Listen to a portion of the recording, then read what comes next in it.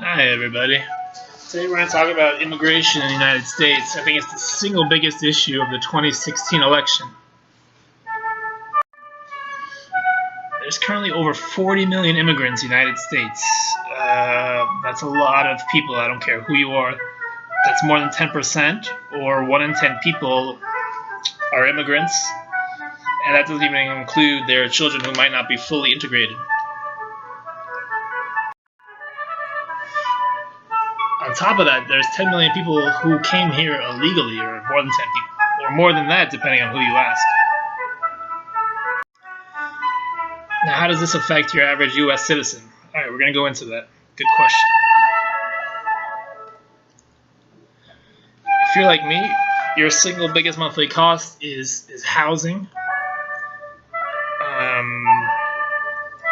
If you know something about economics, when there's a greater demand for housing, which means more people are demanding it, the price of housing goes up.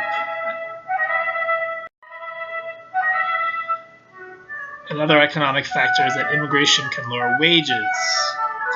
For a given level of demand, if you introduce more supply, you're going to lower the price. So the price of your wages has been lowered because of greater immigration.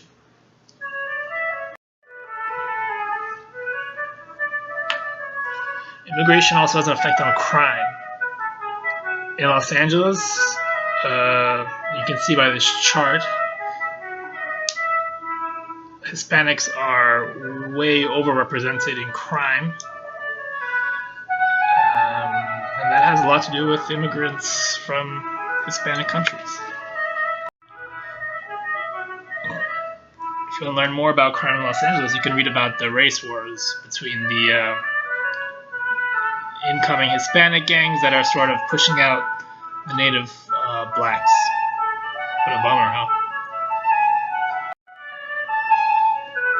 Now, I guess whoever is in charge in Sweden saw how awesome immigration is with the lower wages, greater income inequality, and the crime that they decided to copy the U.S. system and bring in more immigrants to Sweden.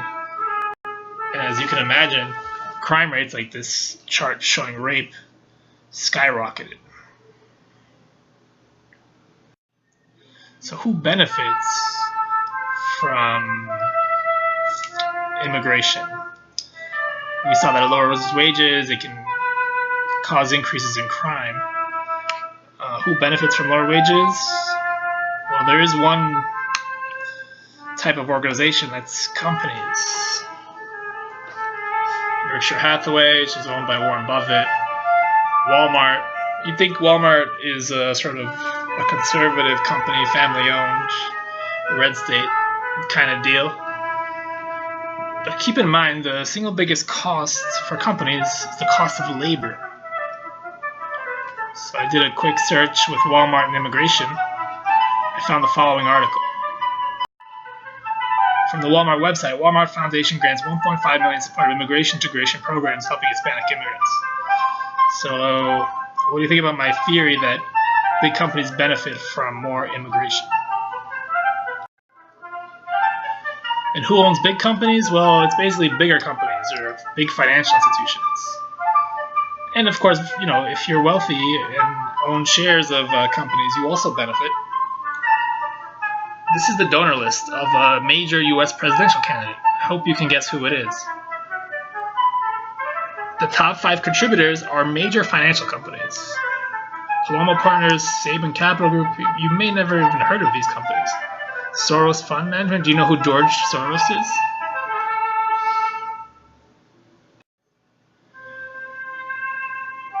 So I think one of the big reason that some of these political parties are pushing for more immigration, besides the fact that it benefits big companies who contribute to them, is it's also a divide and conquer strategy. Studies have shown that sort of more diverse neighborhoods kind of lead to less trust, less of a sense of community. So if you break up the community, you can sort of insert your agenda or whatever you want. And that's not the first time that politicians have played to divisions and tried to use this divide and conquer strategy. Look at the disparity between party affiliation between men and women in the United States. It's very interesting. So what can regular people like us do? We don't have a big divide and conquer strategy. We don't have as much money as Warren Buffett or George Soros or the Waltons. We basically have a sense of community, and we have the internet. I think that helped this guy right here, Nigel Farage, who is the leader of the UK Independence Party, UKIP. And he basically told these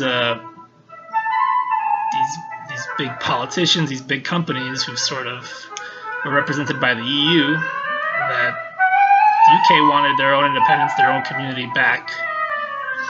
And recently the British public voted for Brexit, which means that they decided to leave the EU, which might have an effect on these big companies' trade and the levels of immigration in the UK. It's not the first time the British stood alone. Look at Winston Churchill. Coming up, we're going to have some more big elections. And Donald Trump will be elected President of the United States. And this guy, Norbert Hofer, will be elected President of Austria. Thank you very much.